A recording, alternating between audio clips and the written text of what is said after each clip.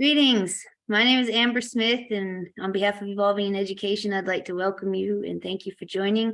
Today is August 9th, 2023, and this is our focus group number 1 meeting, our developmental neuro/psychology meetings. The objective of this meeting is to highlight how the integration of developmental neuroscience and psychology can enhance teaching methods, curriculums, and curriculum design and student outcomes. We have a brief presentation, which I'll be sharing.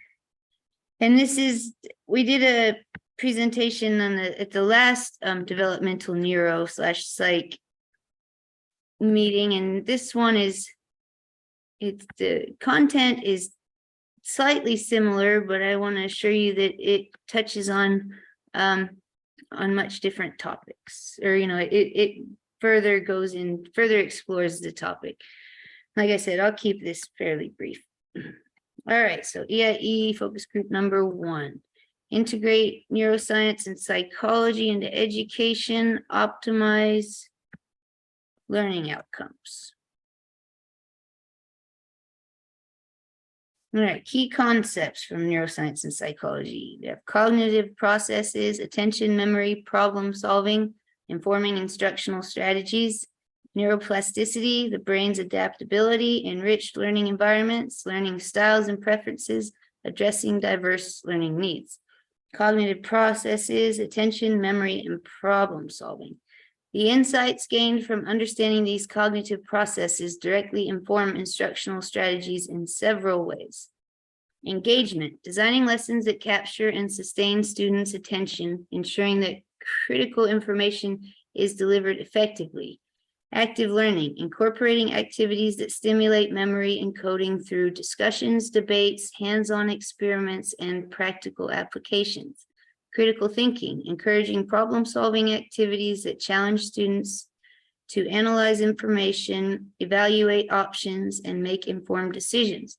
Personalization, recognizing that different students might have varied attention spans, memory retention rates, and problem-solving abilities, leading to tailored approaches. Multisensory learning, utilizing multiple senses to engage students and enhance memory formation, such as combining visuals, auditory elements, and interactive experiences. So neuroplasticity refers to the brain's remarkable ability to adapt and reorganize itself in response to experiences, learning, and environmental changes. It's the brain's way of rewiring its connections between neurons based on the activities and stimuli it encounters. Tailoring teaching strategies, differentiated instruction, customizing for abilities, interests, profiles, personalized learning, adaptive pathways with technology, engaging methods, active project-based experiential learning. So personalized learning, adaptive pathways with technology. You get personalization, tailoring education to individual student needs, interests, and learning styles. Adaptive technology, using algorithms and data analysis for real-time progress assessment. Some of the benefits include scalable personalization, immediate feedback, accommodating various learning styles. Empowerment, students take ownership of learning, fostering intrinsic motivation. And some concerns with adaptive pathways with technology include addressing equity, data privacy, and maintaining human interaction, which is crucial. So incorporating cognitive insights into education brings forth a multitude of benefits that enhance the learning experience. By leveraging these insights, educators can tailor their teaching methods to align with how students learn best, fostering a student-centered approach that nurtures individual growth. This integration allows for the cultivation of emotional intelligence, enabling students to understand and manage their emotions effectively, fostering better interpersonal skills. Ultimately, the marriage of cognitive insights and student-centered methodologies paves the way for an education that maximizes engagement, facilitates deeper understanding, and equips students with skills that extend far beyond the classroom. Couple tips for implementation of neuroscience and psychology into education.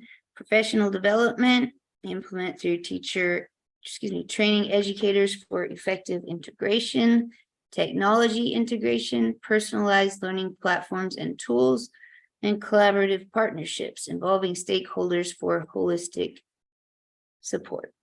Benefits of integration: optimize learning, leveraging cognitive insights for effective teaching, student-centered approach, addressing individual needs and preferences, and enhanced well-being, emphasizing emotional intelligence and support.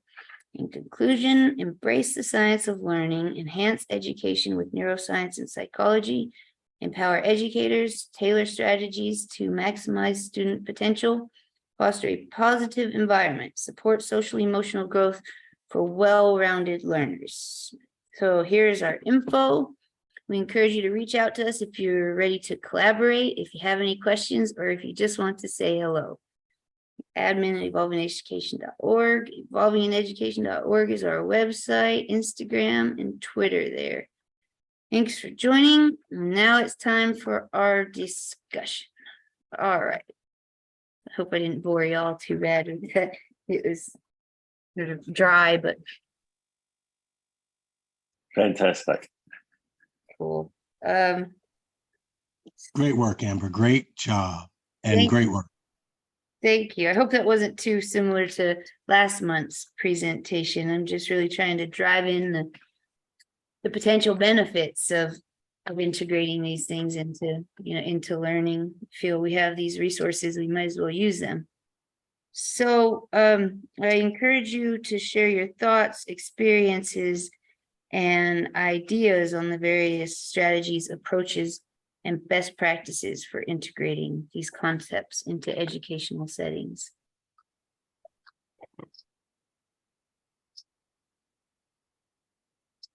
Personally, I'm pretty excited, in addition to weary of the whole ed tech. Like, I think ed tech is going to enable us to personalize learning, but we do have to be cautious to maintain that human interaction. And I feel not become too dependent on, on technology.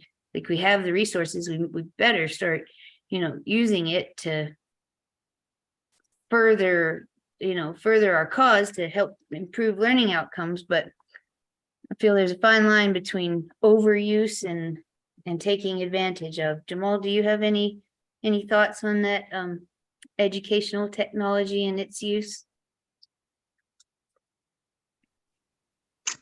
Just, I guess, to echo what you're saying, how we don't want to let it be the end all. It's really easy for it to be. I like how the AI stuff is putting at our fingertips a lot of the knowledge that we have. It's kind of forcing people to recognize their own value. So that's also helpful. And we're just beginning. So it's kind of difficult to say what things are going to look like in 5-10 years, because we look and we see how there's so much that's about to change.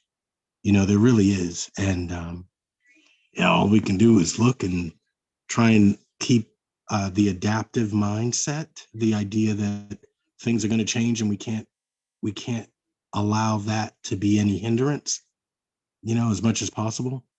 Figuring out how to utilize the tools best we can. Be forgiving as we can. I'm finding that just really important.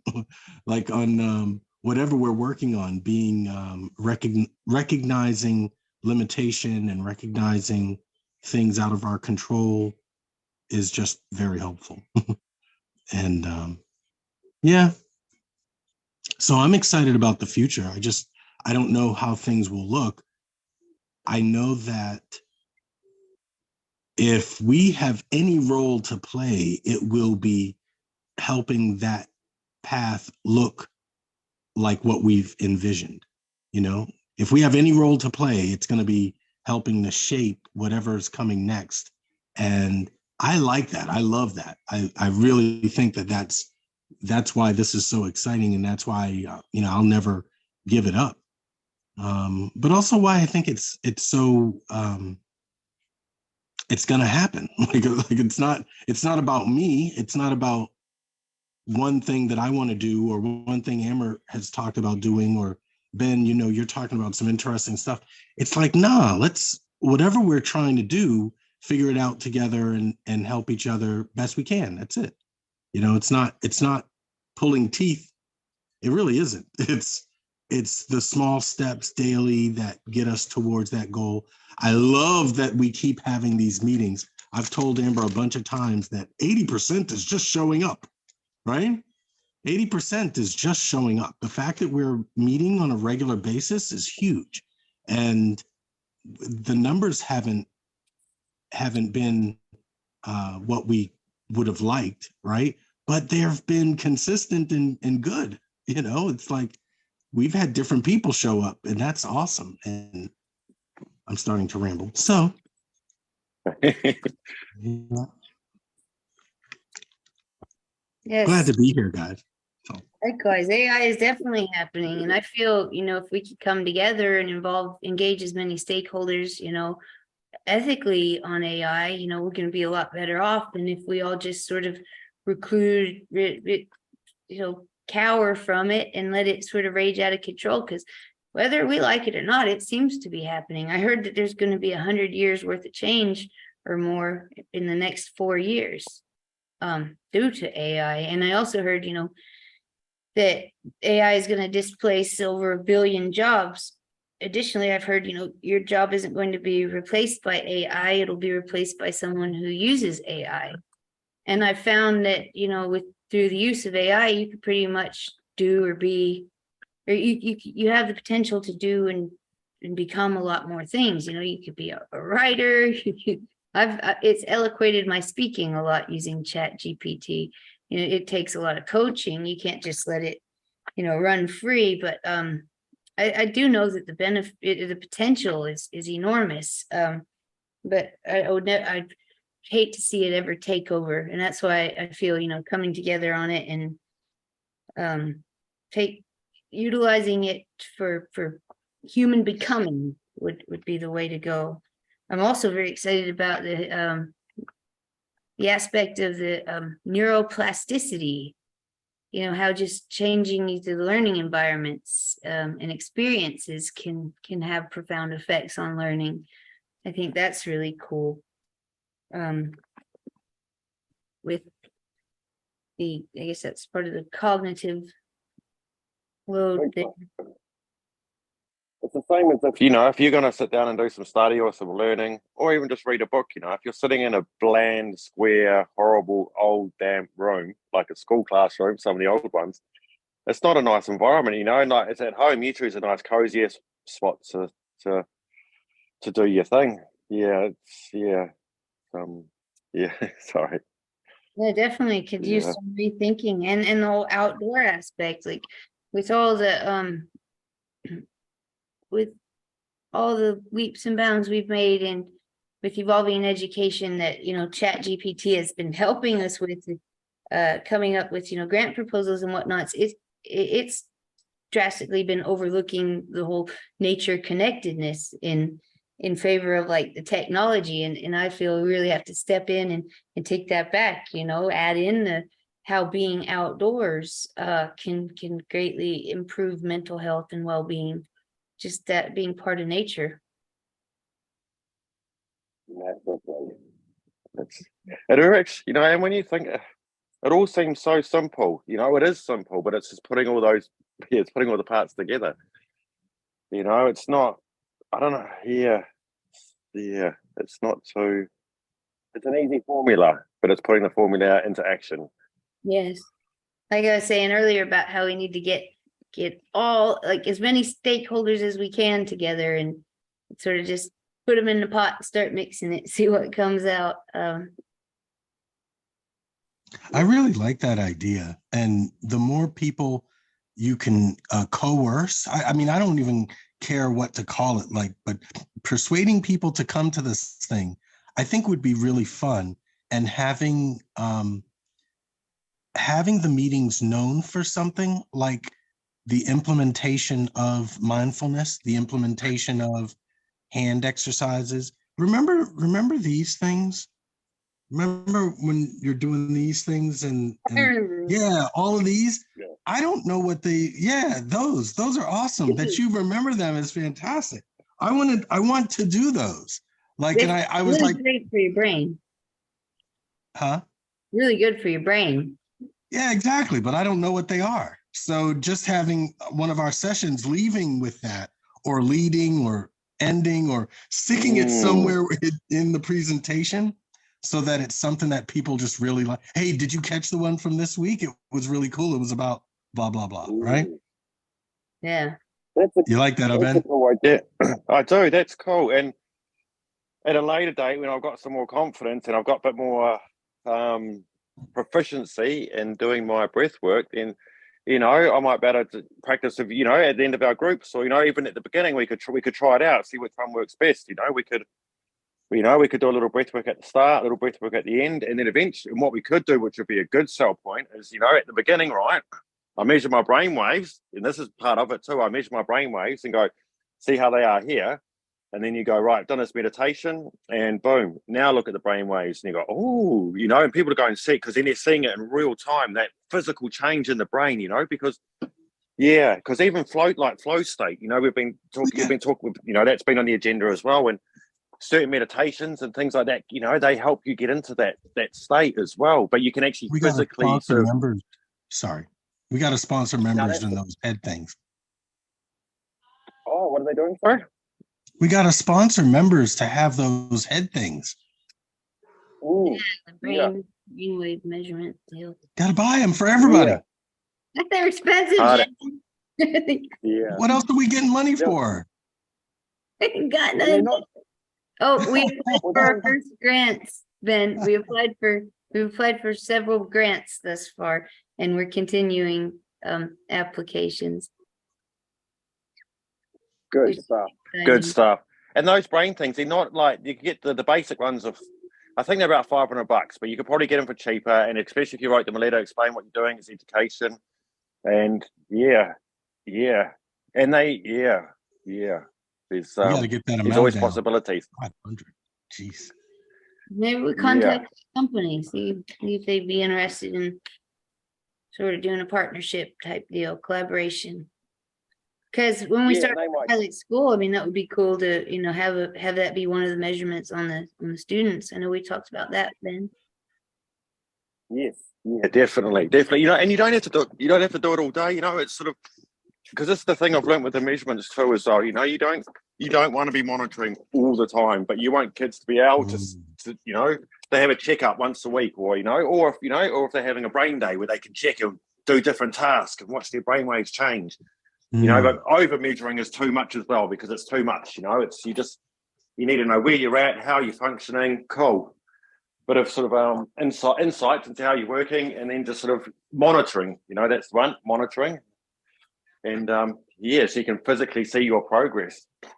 And you're the tech guy, Jamal. Like, do you know those Adreno things? Adreno, I think it's called. They're those little sort of electronic chip. What do they call those? PCB? What do they call these? Electronic chipboard or something? You get those little mini ones, those Adreno ones, but you can get those and you can hook them up with the brain stuff I've got, and you can hook that up to sort of different devices, like you can make a Lego, one of those fancy Legos, which you can make a sort of mechanical car that drives with sort of motors and batteries. You'd be able to control that with your brain quite easily, actually, with those Adreno. These little kits. And they're actually quite simple to use. We actually went through them at my course when I was doing my master's. But doing those things, they're kind of, they're pretty cool. But getting those into the kids and seeing their faces, and they're like, whoa, I'm driving this little toy with my mind. That's going to blow and just, And getting kids interested in tech as well, later on, when you've got some, when there's the funding's in, you can sort of, if you're going around to schools to show them what you offer, you take 3D printing and things like this, and you can go, kids, what do you want to print? Just those little things, giving them access to those tools to get them excited in those tools, Oh, so much. Yeah. I would also the thing is get kids excited about their health as well, teaching them about builds brain cells, but sorry, Ben, carry on. Oh no, that as well. Oh, that exactly getting them, and that's exactly what it is. It's habitualizing that health for themselves, because especially it's getting them to, especially at an early age. Oh, this is how my nervous system works. Oh, this is how my brain works. Okay, and when you sort of habitualize self-management, like even now for myself, just learning about it. When you find yourself, you don't always do it sometimes, but when you find yourself getting stressed, it's like, oh yeah, I know what to do here. Cool. And you stop and you do that, and then you're like, wow, I feel so much better now. Instead of just ruminating with it going around in your head. Yeah, Yeah, and it's those skills can be instilled early on. I mean, that's the ideal way to go about it. That's the ultimate goal. Yep, habitualizing, wellness basically. Yeah. A profound effect. Yeah. I'm just looking up. Cool thing. Sorry, I was just looking up EKGs, how much these things are, and a single wire EKG is like $60. They are expensive. Oh, it depends which. I've got the emotive, EMOTIV. No E at the end, emotive, and they're about 500. I think it's about 400, 500 US for the 5-channel one, which is kind of all. Yeah, which is kind of all you need, and then. Yeah, but they're going to come down in price massively. You'll be buying. It's no different to computers. They'll become like my those headsets I've got now. Like they'll be in. The expensive one was $2,000 is the normal price, but I got it for 1,600. But I can imagine in a few years they'll be down to like $500. But you don't even need those. The ones that you will need for the classrooms. Because you think they're almost, they'll be the same, if not cheaper than a tablet. And all the kids have tablets in school generally. Sure. And that's the other cool thing as well with the kids as well. When you're teaching them, you can be measuring their brainwaves as you're teaching the kids to identify. Oh, okay. Which part? What's exciting them? What part of this lesson? What format of this lessons is getting this child most excited in his brain? And they're using it. They're already using it today for advertising to sort of measure people's brainwaves as they're watching advertising to see which part of that which is the more stimulating for them. But that's quite intrusive for the advertising. But doing it for kids to it's actually quite a great way to, along with cognitive tests and things like this. This is what's exciting their brain, The potential is endless, really. Yeah. Exciting times. Yeah. Would that data be easily like readable or translated into an action plan, sort of? Absolutely, yeah. I mean, at the moment it's quite technical, but and this is the whole thing about sort of having that dashboard. It's kind of simplified version of all that data that's coming in. It just simplifies it, gives you the overview of all that you need to know. You can dive deeper if you want, but kids don't need to really. Most people don't need to. Yeah, and they just kind of like I suppose similar to what your phone has. It has your health app on there. It just gives you sort of an overview of things, what's going on if you're measuring it. It does. Yeah. I guess my immediate thing is to think how inexpensively and rugged can these things be produced for, and then how important is the EKG thing? Like, of all the things that we can measure, what are the things that are most important to measure? Is EKG one of them? I don't know if that's correct. I think it depends on individuals too, because because once you know how their brain works cognitively, you can go, right, okay, sweet, we can tailor stuff for you that way. But also like that, and the HRV stuff is simple. You put you can do it with your watch, you can do it with your phone. It's quite easy to get your stress levels, and so that's probably more to focus on. Where the brain thing is sort of it can actually identify quite a lot. That would probably be HRV first, monitoring that, cognitive assessments, brain stuff later, really, I'd say. But it's Yeah, but it can, because those, yeah, because the good thing about the brain, it depends. Yeah, it depends, really. It depends. For the average person, HRV monitoring and cognitive assessments, all that stuff, breathing, all that's pretty good. The brain stuff can be a bit of a novelty, really. Mm. But it depends what avenue you're going down with it. If you bring it down to get kids involved in brain stuff, let them to understand themselves, it's essential, because it's like, wow, look at what I can do with my brain. I can fly this drone just with my mind, all those sorts of things. It's yeah.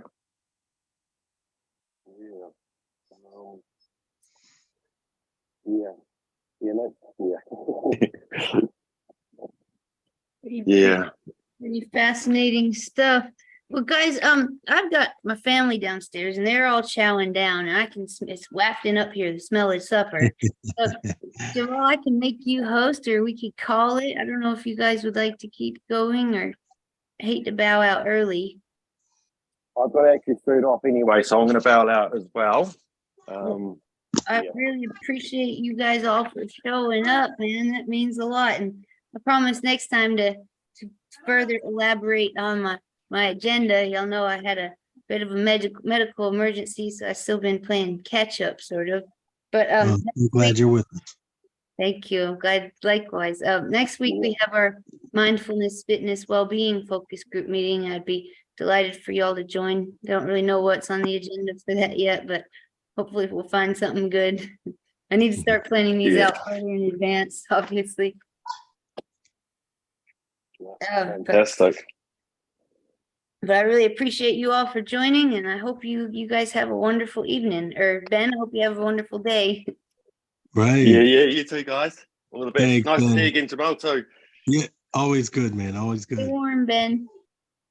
All right, guys. Take care. Have a good one. You too. Good night, Will. Good night, Bye. guys.